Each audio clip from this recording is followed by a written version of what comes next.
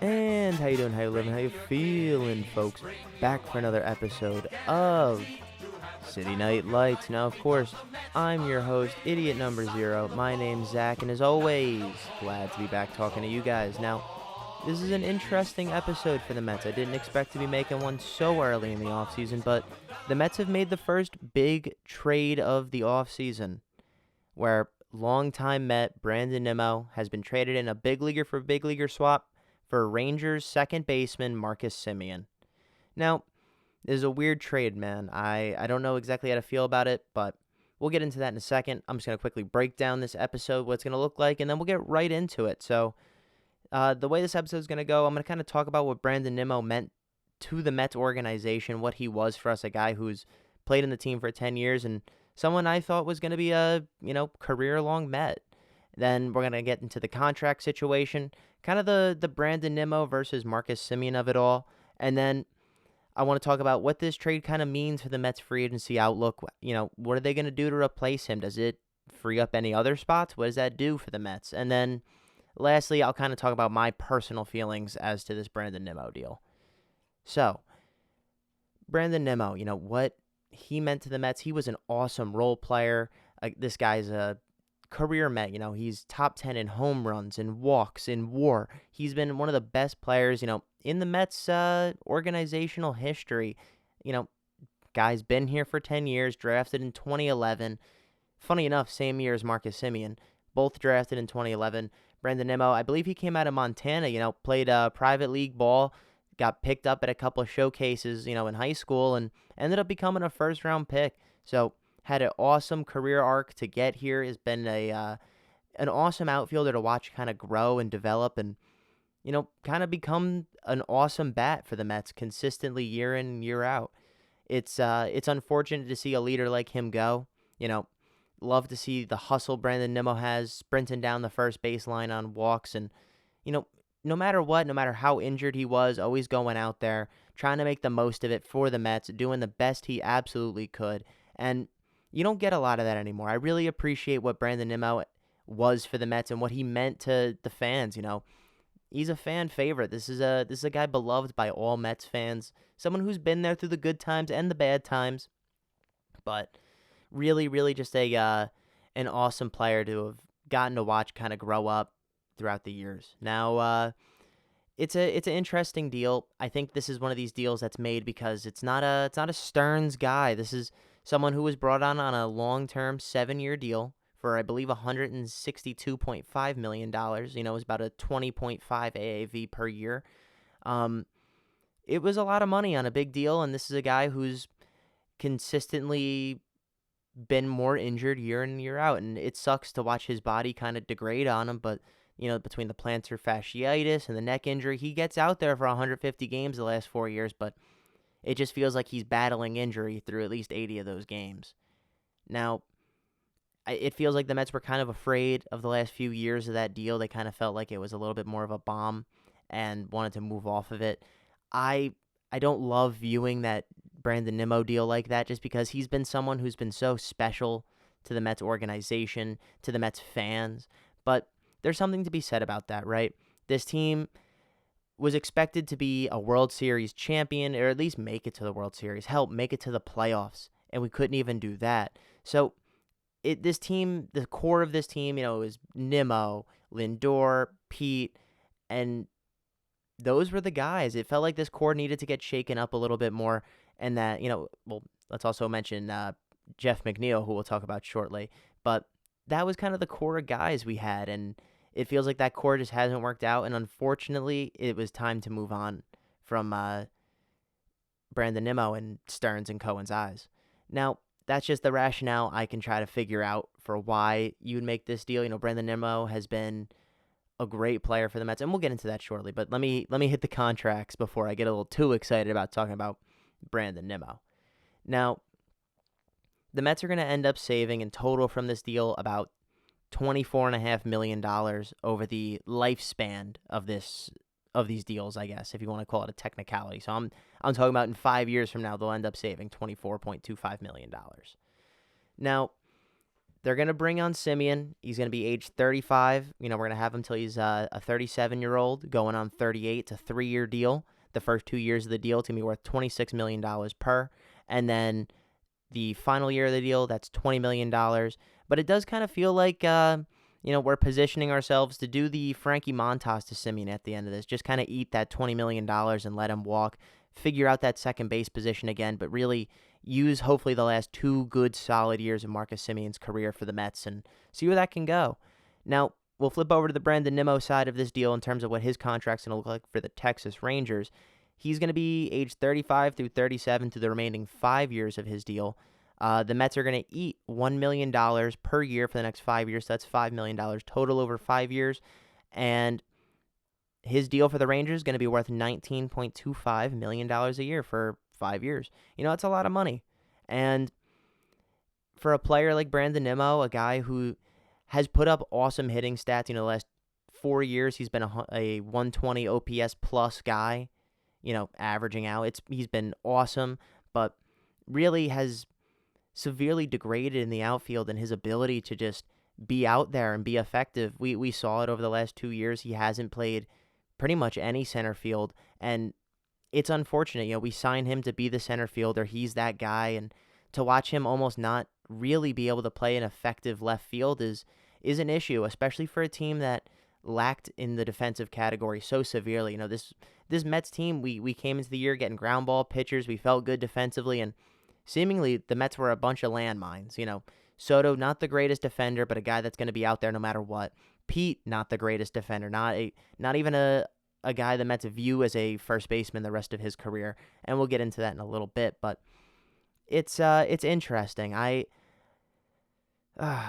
wish Nimmo's body held up. I really do, because Nimmo was on track to be a special player, and if he can get his body right and really be at least a left fielder every single day and be a plus outfielder again, he's going to be significantly better than the return in this deal. But the odds of that happening just seem lesser and less by the day. I mean, as a Met fan, you guys can't tell me that you weren't watching him go out there for half the season just injured. He's not 100%. He's battling something with his foot. He's battling something with his neck. He's battling something in his back. And I hate to say it, but that is, at least to me, feels like the rationale that was made here to trade Brandon Nimmo.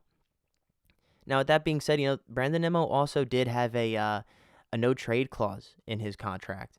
And actually, apparently, he mulled it over for a few days, made a couple calls, and ended up deciding to leave. And this is a guy who wanted to be an all-time Met. And I think getting traded and this being on the table and the Mets going, hey, dude, you've been in rumors, and here's a deal. We're willing to deal you. And I think he maybe feels a little disrespected and, in a place that doesn't necessarily want him anymore. It's a sucky situation because we really did love Brandon Nimmo, and you can hear it from me. I'm getting off topic off the stats because I love Nimmo. He's been a career Mets guy. He's been awesome. It's unfortunate to sever ties with a player like this. But, he's only been able to play 160 innings of center field in the last 2 years, 15 innings in center field last year. I mean, that's just not helpful for what the Mets need him to do. And it seems like in the next 2 years, he's going to be 100% DH. I mean, he's still going to be a valuable hitter. I can't see him not being a valuable hitter, but he's definitely just going to be really a solid DH in the years to come.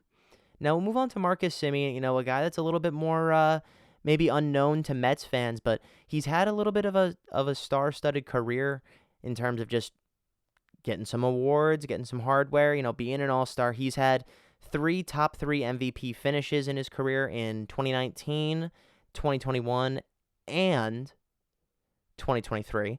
He's had 2 Silver Sluggers, 2 Gold Gloves, and 2 All-Star appearances. Marcus Simeon's been a 13-year vet.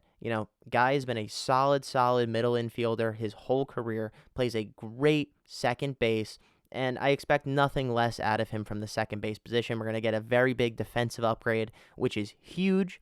Now, I think something important to account for is he is getting older. He might not be as effective of a hitter as he's been in his past, but this is someone who's been an Iron Man. Now, granted, he dealt with injury issues last year, but prior to that, hasn't dealt with major injury concerns since 2017. He's been really a solid everyday second baseman for a long time, and I hope we get the second half Marcus Semien, because second half last year he was red hot, he looked awesome, but there is something to be said. He was hurt early in the season, came on very slow. He looked horrendous at the plate, to the point that they were putting him in the back of the lineup just to kind of figure it out again. But once they got to the midseason, he was rolling. He looked great. Older players, they need that build-up time. If you can't get spring training going, you see what that does to a guy. I mean, hell, you saw it happen to JD Martinez. He was an awesome player for the Mets. He got hurt, wasn't able to come back through spring training, and kind of vanished. It was unfortunate to watch, but that's something that we need to avoid with Marcus Semien. Something that seems very feasible with Marcus Semien, as he's been such an Iron Man throughout his career. And really, I expect him to put up a really good 2 years, probably hitting out of the 5-6 spot. Currently, if you look on a couple depth chart websites, you'll see that they're showing him, going to be the 2 batter. I don't necessarily expect that, but I do think he'll be a valuable middle of the lineup bat. Now, the thing is that his bat does not replace Brandon Nimmo's in any way, shape, or form. Brandon Nimmo has been a stud bat for the Mets. He's been an absolute run producer, but the good thing is that you can at least say so is Marcus Semien. Another guy who runs the base paths exceptionally well, has put up at least, he only put up 62 runs last year, but the last 3 years before, so 2024 to 2022, he put up at least 101 runs in each of those seasons. So if we can get some of that Marcus Semien, I really feel that he's going to be a super big value add for a team that's got some great bats, some people that can kind of defend him in the lineup. I think that really allows Marcus Semien to be more of a free swinger, really get out and bang that ball. So we'll see what happens there. I love upgrading the second base position with a Gold Glover, someone who's been a stud defensive player, won that Gold Glove last year, so that's awesome. But I think it's time, we talk about what this means for the Mets. What does this change in terms of free agency? What does our outlook look like now? And then kind of my opinions, but we'll get to that in a minute. Now, I feel like this does do something the Mets really needed to do. They needed to shake this team up. And it's unfortunate to get rid of a guy like Brandon Nimmo, someone who, if he played for the Mets for a little bit longer, could have been considered to be a retired number guy. I mean, he just would have all the all-time Mets stats, and it would have been cool. But you just can't do it when you can't win, when consistently you're weirdly not within expectations. I mean, the 1 year we made that almost championship run and lost to the Dodgers, that came out of nowhere. No, I don't think anyone really expected that team to play the way they did, to make it to that point in the playoffs, and it's just unfortunate. But this team needed to get shaken up. I think the core of guys is different from when Nimmo came on. He was one of the last guys to play with David Wright. I think the last remaining Met to play with David Wright. And then, it feels like, Jeff McNeil's about to get out of here. Pete's currently a free agent. Edwin is currently a free agent. It just feels like a lot of the guys that were a part of that core with Nimmo are no longer there, and it's unfortunate that Nimmo is the first piece to be dealt. Now, with that being said, I think we're going to see some more of these prospects become available. Guys like Jet Williams, I think, is now going to be available. Luis Angel Acuna Jr. is definitely going to be available. I don't know if Ronnie Mauricio has any value, but it seems like he's going to be available. Vientos, and obviously Jeff McNeil, another guy who's going to be available. Now, I didn't mention one of our key prospects, Brett Baty. I think he's going to end up getting a full-time shot at third base, so at least we can watch potentially Brett Baty develop into that everyday third baseman we've been missing since David Wright. Would love to watch that, and let's only see what happens, because only God knows what the Mets are going to do from here on out. But I think this does open up some of the free agency market a little bit more. I think looking at Cody Bellinger and Kyle Tucker are a little bit more realistic. Now, if they offer them a 7-year deal, that's a loss. That's so dumb, because you're just replacing Nimmo's contract with another guy who's just going to play left field. So I don't know how to feel if they do that. Granted, if they sign like a 4-year deal, maybe a 5 if the money's good, I can be okay with that. I can make that work in my head. But it does frighten me a little bit. I could see that more with Cody Bellinger, because he has first base experience, a guy that could be flipped to first base if he's no longer usable in the corner outfield, not the best center fielder but can play there, but rather play him in left field where he's a plus fielder. Has played first base before, could potentially move back there when they decide to move Pete to DH. Now, granted, I just brought up Pete. I think Pete's going to be a much easier sign now because the Mets don't view him as a full-time first baseman for the next 4 years. They view him becoming a DH. And granted, I think you have to bring back Pete. I think the Mets fans are going to be sitting here going, you got to bring back one of our guys. You can't let all of our grown talent at this point go away. I know he was a part of the old core and everything, but Pete feels like a guy that you can't just easily replace. He's a 40 home run a year guy. How many players hit 40 home runs a year? Maybe 2, 3 outside of Pete? So I really don't want to lose that power in the lineup, especially a Mets organization who's never had a player with such thundering power. Now, I would love to see Pete maybe play there 2, 3 years, then Cody Bellinger steps in. That could be interesting. And then just to bring up a quick trade piece, I think maybe trading for a guy like a Jarren Duran. Maybe they try to trade with the Cleveland Guardians again and pull a Steven Kwan out of that. I could see maybe one of those two guys, both guys who were rumored to be traded at the deadline, getting moved to the Mets. Solid defensive and offensive pieces. They would be awesome additions to the Mets. I think those could potentially be trades. Now, I'll get into my feelings about the Mets now. I think the Mets have stressed me out, and they're going to stress me out all offseason. But I think this opens up free agency a little bit more for the Mets in terms of what they want to do and how they want to reposition this lineup. I don't know how to feel if they don't make another big trade for a guy who we at least have some team control on, because otherwise we're going to be spending money like crazy. We're just going to be setting it on fire with the amount of pitching we're going to have to acquire because we have no pitching right now. So I don't necessarily know how they're going to kind of replace that left field, center field spot. I've heard rumor of Carson Benj, our I believe 2024, maybe 2025 first round pick. He's moving through the ranks rather quickly. It seems like he's going to get a shot at spring training to be an everyday player. So I'm very intrigued to see how that goes, because Mets haven't had a young prospect like that who's just bang all the way up there at 20, 21. I'm very excited to see how that goes. Would love to see him be super successful, but I don't know how that's going to work out. Can't always count on a brand new rookie. But I think this trade really is going to depend upon the other moves the Mets make this offseason. I think signing a guy for 7 years is a waste. I think there's a lot of different things the Mets could do, but there's clearly a hole in left field / center field now. And on top of that, there's a hole in my heart because Brandon Nimmo is gone. There's a great bat that's out of the lineup, and there's kind of a hole there now. And the Mets got a lot of holes to fill. It's not looking great. It really isn't. But hopefully that just means there's a lot of opportunity to be had for the Mets this offseason. They really make some great moves, but only time will tell at this point. Now, I appreciate you guys coming out, listening, spending the time with me. Don't always get to talk Mets, but I'm doing my best to do it more often. Now, with that being said, take it easy and stay idiotic.